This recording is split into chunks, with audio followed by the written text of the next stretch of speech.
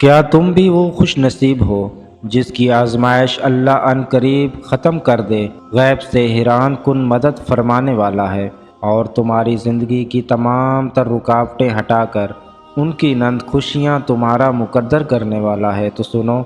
رب نے زمین و آسمان کو ایک حق کے ساتھ پیدا کیا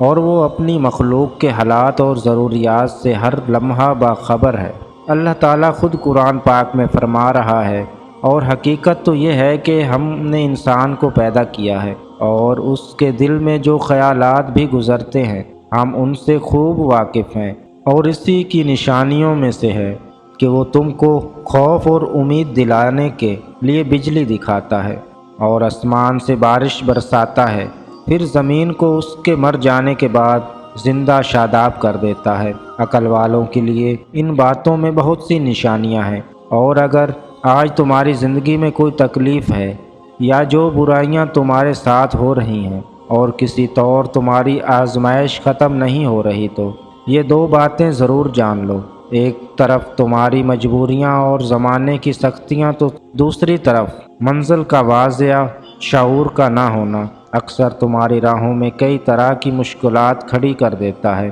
جان رکھو، جس طرح کشتی ساحل پر محفوظ تو رہتی ہے مگر اس کی تعمیر کا یہ مقصد نہیں ہوتا، بلکہ اسی طرح تم اپنے مقصد کو بھول کر اپنا راستہ ہی گم کر لیتے ہو، جس کی وجہ سے تمہاری زندگی کی کشتی بھی منجدھار میں پھنس کر رہ جاتی ہے۔ اللہ تعالیٰ خود قرآن میں تمہیں اس کا جواب دے رہا ہے۔ کیا تم نے نہیں دیکھا کہ کشتیاں سمندر میں اللہ کی مہربانی سے ہی چلتی ہیں تاکہ وہ تمہیں اپنی کچھ نشانیاں دکھائے؟ یہ یقیناً اس میں ہر اس شخص کے لیے بہت سی نشانیاں ہیں جو صبر کا پکا اور اعلی درجے کا شکر گزار ہو۔ اور اگر آج تمہارے کام لاکھوں تدبیروں کے بعد بھی ناممکن ہو رہے ہوں تو یاد کرو وہ واقعہ جب عزیز مصر کی بیوی زلیخا یوسف علیہ السلام کو قید خانے بھجوا کر اپنے نزدیک تو ان سے انتقام لے رہی تھی، مگر فی الوقت خود اس نے یوسف علیہ السلام کے لیے تخت سلطنت پر پہنچانے کا راستہ صاف کیا اور اپنی